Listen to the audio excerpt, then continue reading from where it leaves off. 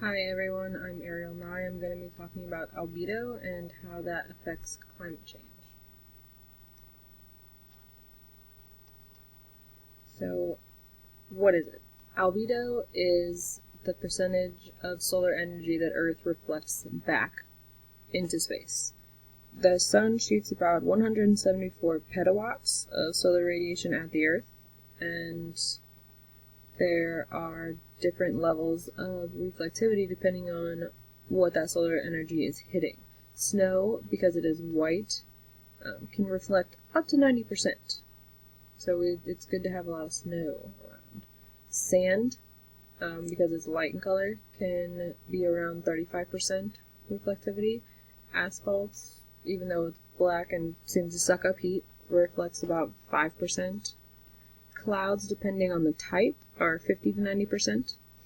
Forests, deciduous forest, rainforest, coniferous forest, depending on the type of forest, can be 7% up to 18%. And water, depending on if it's the salt water that's moving, if it's still water, if it's fresh water, that can be up to 10%.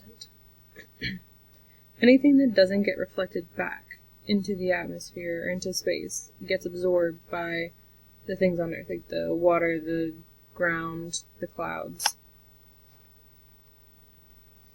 So a feedback loop is a process that triggers a certain response, and that response triggers the process to happen again.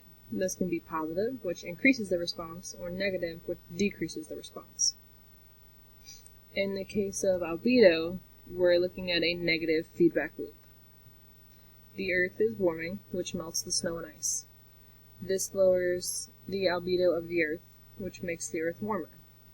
The warmer weather will continue to melt the snow and ice, and then this will continue until there's no more snow and ice to melt.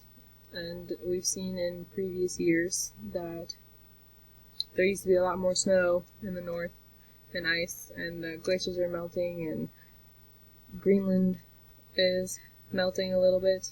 So the reason that the snow and ice matter so much is because they have the highest amount of reflectivity. So the less of that we have, the less reflectivity the Earth is going to have overall, because that makes up such a high, it does so much reflectivity.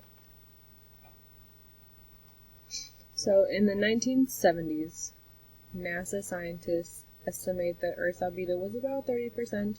They weren't actually testing for it back then because it wasn't a problem, but they used calculations from what they know about the Earth at that time and estimated it to be about 30%. Plus or minus 2%. Right now, as of 2018, the albedo of the Earth was about 29%, also plus or minus 2%. So that shows that the albedo is decreasing, and while 1% might not seem like a lot, it can make a huge difference. The decreasing albedo of Earth is allowing more solar energy to reach the planet, which increases the overall heat across the globe. This is why it's a contributor to climate change. This is why it's a forcing factor. Albedo is very sensitive to the surface temperatures of the Earth, and small amounts of solar radiation can make a big change in the amount of ice that's covering the Earth. And these are my references.